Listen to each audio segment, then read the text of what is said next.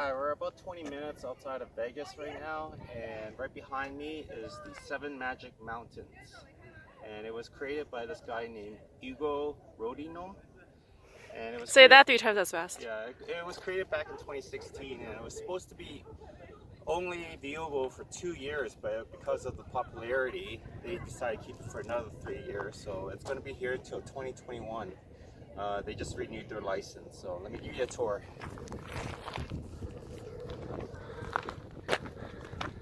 So some girls earlier were trying to climb this.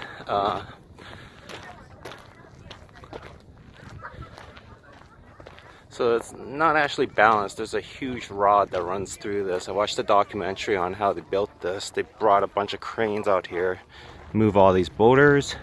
Once they stacked them all up, and then started spray painting it. This reminds me of this art installation out in Stanley Park in Vancouver, where it's a bunch of rock balancing as well, and they actually used that for the 2010 Olympics, but that one is nowhere as colorful as this.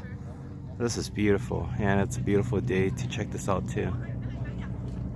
Let's go up close and see.